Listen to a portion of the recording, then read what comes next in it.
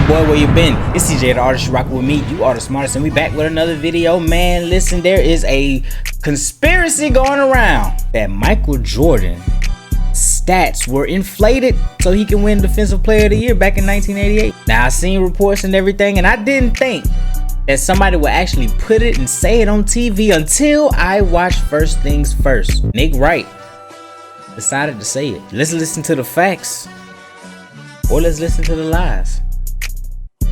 About to get into the video, man. Could you turn me up in the headphones a little bit? Through hoops to get him from Chicago. So I thought the Bud list was excellent. I think that's a great addition. Here we go. And now Brew is going to be put in something of a blender because I am going to put two things Brew holds incredibly near and dear to his heart. Okay. Against each other. In one hand, you have integrity and honesty. Okay. Which is about as important to Brew as any human being I've ever met. Thank you. On the other hand, the mythology of Michael Jordan. Uh-oh. And they are now, well, or did you?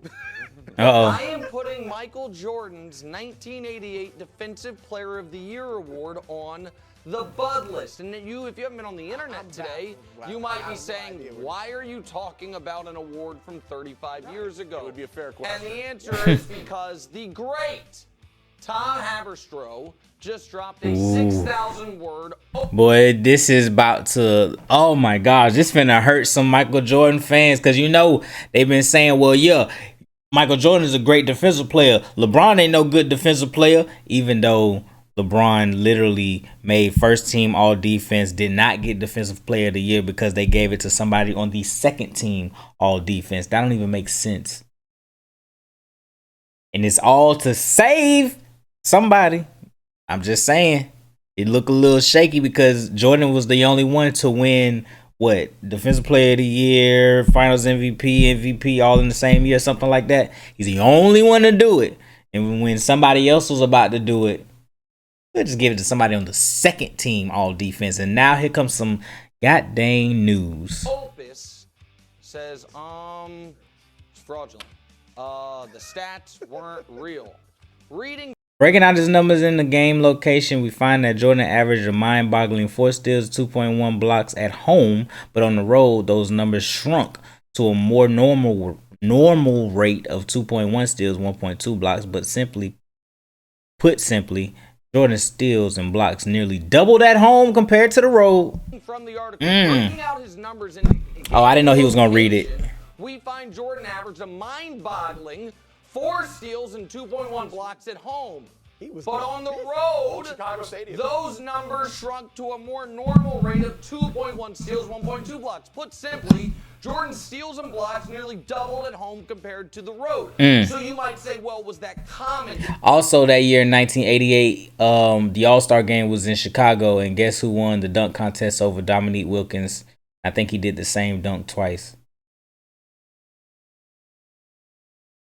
Does that happen everywhere? Was it about minutes? Is that, well, actually, no. Let's go on reading from the article. Okay. Dating back to 1982-83, when the award was established, Jordan's home versus away disparity in combined blocks and steals represents the largest of any Defensive Player of the Year award in NBA history. Okay, but stop trolling, Chris Broussard. That doesn't really prove anything. It's circumstantial, but where is the actual hard proof? Well, let's go further into the article. In the article, it says, it is important to note that after winning the Defensive Player of the Year award, which he's talked about in the article. By the way, because I can hear people tapping on their keyboards and commenting right now. I don't hate Michael Jordan at all. I just got to put that out there. Michael Jordan, great scorer, great player. 6-0 in the finals. 6 finals MVPs. Everybody wore Jordans. I got Jordans in here right now. Definitely one of the top guys in NBA history and culture. The only thing that bothers me is the fans of Michael Jordan. That's what bothers me. Because instead of bigging up Michael Jordan, they want to tear down LeBron or tear down a Kobe or tear down whoever else is challenging for the GOAT spot. They rather tear them down than just tell you what Michael Jordan did. They rather say, well, he got beat by this and he got beat by that and he not clutching, he not did. Tell us what Michael Jordan is. See what I'm saying? That's my problem. Somebody, I wouldn't put it past somebody to comment under this a whole thing about LeBron James. This video is clearly about. Now, I would accept if you comment about LeBron's defense, because I talked about LeBron's defense. You know what I mean? But I know how things go. You'll ask who the GOAT is, and then they'll start telling you who not the GOAT. I didn't ask that. I asked who the GOAT is. You know what I'm saying? I know how this thing go. Jordan famously publicly said he wanted. He was mad he didn't win the year before.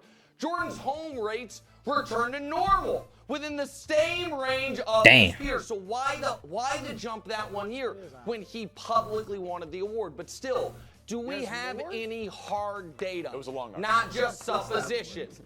Thankfully, Haberstroh was able to get 6 full game tapes and compare the data.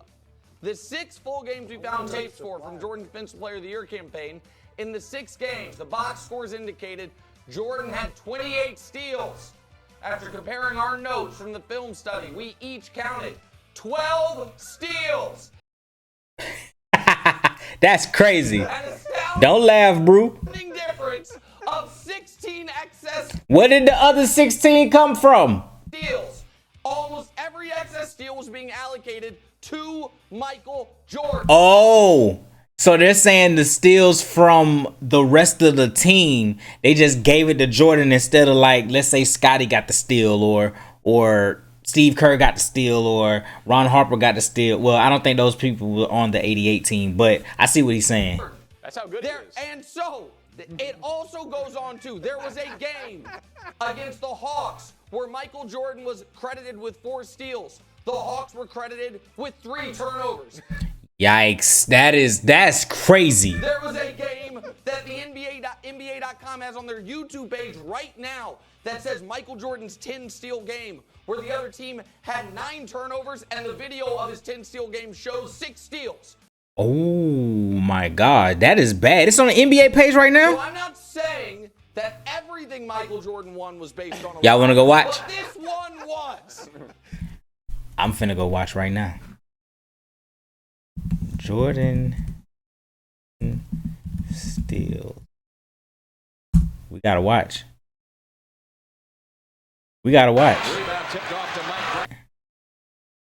Oh wait, here you go. Steal 1. This one is tough. It's either a block by Jordan or a tip pass by Jordan and a steal by Brad Sellers. Block by Jordan is 42. Steal 2. Steal 3. Steal by Charles Oakley. Steal 4. Tip pass by Jordan. Paxson credited with steal because he was the person who changed possession. Tip pass by Jordan. Sellers credited with the steal. And then it says steal 5. So they only got 5 steals in this game? All right, so somebody says you do realize that if I tip the ball and you catch it, it's a steal for me, right? No, it's not. The NBA rules, whoever gets the possession of the ball and it changes. So that's probably how he was getting his steals. I said there's 7 steals, not 10. Where all the 10 steals, the glazing is crazy. Oh man, Michael Jordan. That's crazy. I wonder if ESPN First Take gonna talk about it. You know, Stephen A. Smith, Michael Jordan is boy. Anyway, like, comment, subscribe, all that good stuff. Tell me what you think. Peace.